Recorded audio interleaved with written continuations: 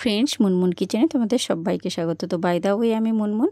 আজকে চলে এসেছি দুর্দান্ত সাথে দোকানের মতো ফিশ ফ্রাই রেসিপি বাড়িতেই বানিয়ে নিই। তো এটা হচ্ছে কিন্তু রুই মাছের ফিশ ফ্রাই। তো তোমরা ভেটকি মাছের ফিশ ফ্রাই করে খেয়েছো, তো আমি আজকে তোমাদের সঙ্গে শেয়ার করছি রুই মাছ দিয়ে দুর্দান্ত সাথে ফিশ ফ্রাই রেসিপি। তো এটা একটা রিকোয়েস্টেড ভিডিও। এক দিদিভাই আমাকে অনুরোধ করেছিল ফিশ ফ্রাই রেসিপি বা মাছের চপ বানিয়ে দেখানোর জন্য। তো আমি এখানে সেই দিদিভাইয়ের উদ্দেশ্যেই কিন্তু এই ফিশ ফ্রাই রেসিপিটা শেয়ার করছি তোমাদের সঙ্গে।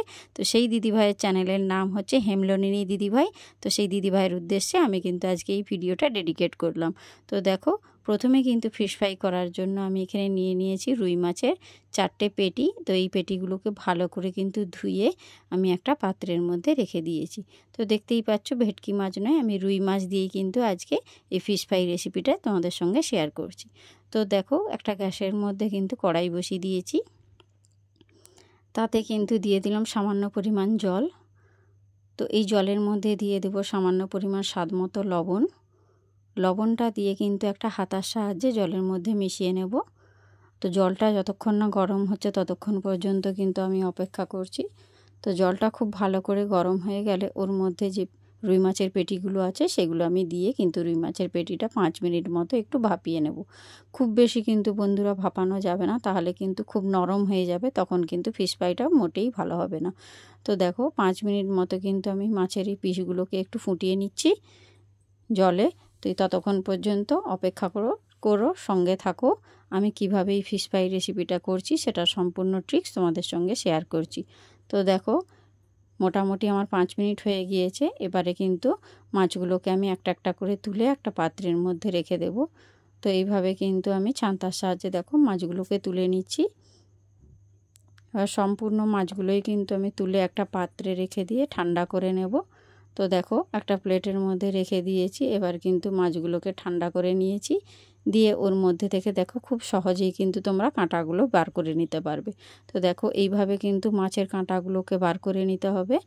যেহেতু পেটি মাছ, কাঁটা বার করতে কিন্তু কোনোটাই অসুবিধে হবে না। এবং এর উপরের যে দেখো যে চামড়াটা থাকে, সেই চামড়াটাও কিন্তু তোমাদেরকে ফেলে বাদ দিয়ে দিতে হবে। তো দেখো, আমি কাঁটা আর চামড়াটা কিন্তু একটা মাছের বাদ দিয়ে দিলাম।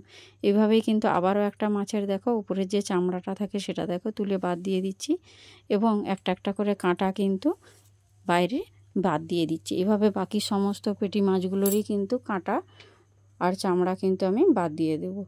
দেখো, 4টা মাছেরই কিন্তু একই রকমভাবে আমি করে নিয়েছি, দেখতেই পাচ্ছ। তো একই রকমভাবে দেখো সব মাছেরই কিন্তু আমি কাঁটা আর চামড়াটা কিন্তু বাদ দিয়ে দিয়েছি। এবারে দেখো, একটা প্লেট নিয়ে নিলাম। এই প্লেটের মধ্যে দিয়ে দিলাম কিছু ধনে পাতা, আর দিয়ে দিলাম 2টো কাঁচা লঙ্কা।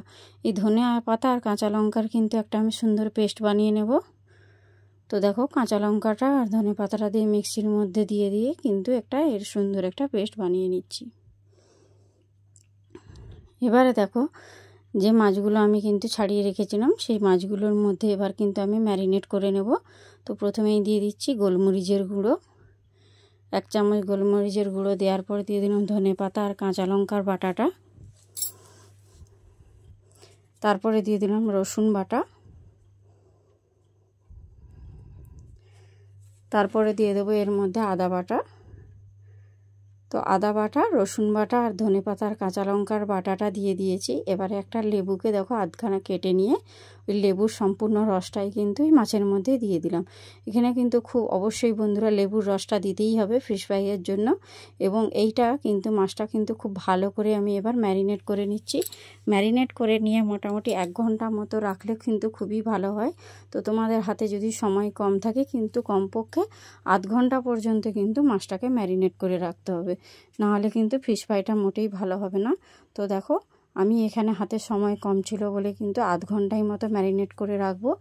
এইভাবে দেখো সমস্ত মশলাটা দিয়ে ভালো করে কিন্তু মাছগুলোর মধ্যে মাখিয়ে নিচ্ছি, উল্টে পাল্টে 2টো সাইডে কিন্তু খুব ভালো করে আমি মাখিয়ে এবারে কিন্তু এটা আধ ঘন্টা মতো আমি ম্যারিনেট করে রেস্টে রেখে দেব। তো এটা কিন্তু যত বেশি সময় ম্যারিনেট করে রাখবে ততটাই কিন্তু ভালো হয়। তো যেহেতু দেখো আমার হাতে কম সময় ছিল, আমি আধ ঘন্টা ম্যারিনেট করেছি। এবারে এখানে একটা দেখো পাত্র নিয়ে নিয়েছি। তার মধ্যে দেখো 2টো ডিমকে আমি ফাটিয়ে ওর মধ্যে দিয়ে দিলাম। তো 2টো ডিম হলেই কিন্তু আমার এখানে হয়ে যাবে, এর থেকে বেশি কিন্তু ডিমের প্রয়োজন নেই। তো এর মধ্যে আমি দেখো দিয়ে দিলাম স্বাদ মতো লবণ আর দিয়ে দিলাম ছোট 1 চামচের কিন্তু গোলমরিচের গুঁড়ো দিয়ে ভালো করে একটা কাঁটা চামচের সাহায্যে কিন্তু খুব ভালো করে লবণটা মিশিয়ে নিতে এইভাবে ফেটিয়ে নিতে হবে। তো কাঁটা চামচ দিয়ে করলেই কিন্তু ডিমটা খুব সুন্দর কিন্তু ফেটানো হবে। তো দেখো আমার ডিমটা কিন্তু ফাটানো হয়েই গিয়েছে। এই পর্যায়ে কিন্তু এবারে এখানে ওটা সরিয়ে রেখে এবারে এখানে নিয়ে নিয়েছি প্লেটে কিছু ব্রেড ক্রাম্বস। তো ব্রেড ক্রাম্বসের মধ্যে আমি কিন্তু দিয়ে দিলাম 1/2 চামচ মতো কাশ্মীরি লাল লঙ্কার গুঁড়ো। এটা কিন্তু সম্পূর্ণ অপশনাল, আমি কারণ এই কারণেই দিলাম যাতে যে ফিশ ফ্রাইটা বানাবো সেটার যেন কালারটা খুব সুন্দর হয়, এর জন্য। এটা তোমরা চাইলে দিতেও পারো, নাও দিতে পারো। এবারে দেখো ম্যারিনেট করে রাখা যে মাছগুলো, সেই মাছের মধ্যে একটা মাছ নিয়ে আমি কিন্তু প্রথমে ডিমের মধ্যে ডুবিয়ে এভাবে দেখো ব্রেড ক্রাম্বসের উপরে দিয়ে ভালো করে কিন্তু অন্য হাতের সাহায্যে কিন্তু এর উপরে একটা কোট বানিয়ে নিচ্ছি।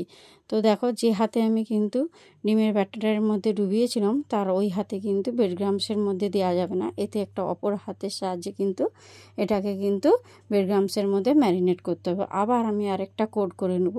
আমি টু কোট করব, আমি যেহেতু 2টো কোট দিব তাই দুবার ধরে কিন্তু আমি ডিমের ব্যাটারের মধ্যে ডুবিয়ে কিন্তু ব্রেড ক্রাম্বসের মধ্যে দিয়ে দিচ্ছি। তো তোমরা যদি এই বাইরের কোটিংটা একটু বেশি মোটা করতে চাও তাহলে তোমরা 3বারও কোট করতে পারো, তাতে কোনো সমস্যা নেই।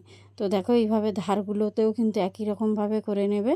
তো একটা আমার রেডি হয়ে গিয়েছে, আমি তোমাদেরকে আরও একটা করে দেখিয়ে দিচ্ছি। তো ডিমের মধ্যে এইভাবে ডুবিয়ে তারপরে কিন্তু ব্রেড ক্রাম্বসের মধ্যে দিয়ে এটা হাতের সাহায্যে কিন্তু অপর হাতের সাহায্যে কিন্তু এটাকে কিন্তু কোটিংটা করতে হবে।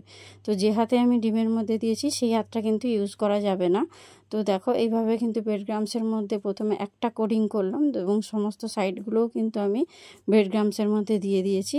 এবারে ডিমের ব্যাটারের মধ্যে দিয়ে কিন্তু উল্টে পাল্টে আবার একটা কোটিং করে নিচ্ছি। তো দেখতে পাচ্ছ আমি কিভাবে কিন্তু 2টো কোটিং করেছি, আমি 2বার কোটিং করেছি। তো তোমরা যদি বাইরের কোটিংটা আরেকটু মোটা করতে চাও তাহলে কিন্তু আরেকবারও কোটিং করতে পারো। তো দেখো আমার কোট করা হয়ে গিয়েছে। এভাবে কিন্তু বাকি যে ফিশগুলো আছে 4টে ফিশই কিন্তু একই রকমভাবে আমি সুন্দর কোট করে নিয়েছি। এবারে দেখো গ্যাসের উপর একটা কড়াই বসিয়ে দিয়েছি, তার মধ্যে দিয়ে দিলাম সামান্য পরিমাণ রিফাইন তেল। তো তেলটা ভালো করে গরম হয়ে যাওয়া পর্যন্ত কিন্তু আমি অপেক্ষা করছি। তো দেখো তেলটা মোটামুটি গরম হয়ে গিয়েছে। এবারে একটা করে ফিশ কিন্তু আমি গরম তেলের মধ্যে দিয়ে দিচ্ছি। তো একটা করে দেখো ফিশ আমি ওর মধ্যে দিয়ে দিলাম। বাকি 4টা ফিশই কিন্তু আমি কড়াইয়ের মধ্যে দিয়ে দিলাম। এবারে লো টু মিডিয়াম ফ্লেমে রেখে কিন্তু এটা আমি ফ্রাই করে নেব। দেখো সুন্দরভাবে কিন্তু পাশের অংশটা লাল হয়ে গিয়েছে। এবারে অপর সাইডটা কিন্তু আমি একটা স্প্যাচুলার সাহায্যে উল্টে দিচ্ছি, দিয়ে উল্টে পাল্টে কিন্তু খুব সুন্দর করে লাল লাল করে ভেজে নিতে হবে। তো দেখো অপর সাইডটাও আমার ভাজা হয়ে যেতে আমি কিন্তু উল্টে দিয়েছি। এবারে উল্টে পাল্টে কিন্তু 2টো সাইডই কিন্তু লাল লাল করে ভেজে নিতে হবে। তো দেখো আমি আবারও কিন্তু অপর সাইডটা উল্টে দিচ্ছি, দিয়ে উল্টে পাল্টে লো টু মিডিয়াম ফ্লেমে রেখে ভাজতে হবে, তাহলে কিন্তু ভাজাটা খুব সুন্দর হবে এবং ফিশ ফ্রাইটা খুব মচমচেও হবে এবং খাস্তা হবে। তো দেখো আমার কিন্তু ফিশ ফ্রাইটা মোটামুটি ভাজা হয়ে গিয়েছে। এবার তেল ছাড়িয়ে কিন্তু আমি একটা পাত্রের মধ্যে তুলে নিচ্ছি। তো কার কার আমার রেসিপিটা একটু ভালো লেগেছে একটু লাইক কমেন্ট শেয়ার করে দিও, এবং আমার চ্যানেল নতুন হলে চ্যানেলটা সাবস্ক্রাইব করে আমার পাশে থেকো। এবং আমার নতুন এবং পুরাতন সমস্ত বন্ধুদের মুনমুন কিচেনের তরফ থেকে অনেক অনেক ভালোবাসা, অনেক অনেক শুভেচ্ছা। তোমরা এইভাবেই আমার পাশে থেকো। এবং যে দিদিভাই আমাকে উদ্দেশ্য করে বলেছিলেন যে ফিশ ফ্রাই বানানোর জন্য, তো সেই দিদিভাইকেও বলছি, তো কেমন হয়েছে আমাকে একটু কমেন্ট করে জানিও দিদিভাই। হেমলনিনী দিদিভাইকে আমি বলেছি। তো দেখো ওনার উদ্দেশ্যে আমার আজকে এই ফিশ ফ্রাই করা। তো কেমন হয়েছে তোমরা একটু জানিও। তো দেখো আমি এটা একটু ভেতরটাও কেটে দেখিয়ে দিলাম, দেখতে কতটা সুন্দর হয়েছে এবং খাস্তা এবং মুচমুচেও হয়েছে। এই রকম নিত্য নতুন রেসিপি পেতে আমার চ্যানেলটা সাবস্ক্রাইব করে আমার পাশে থেকো।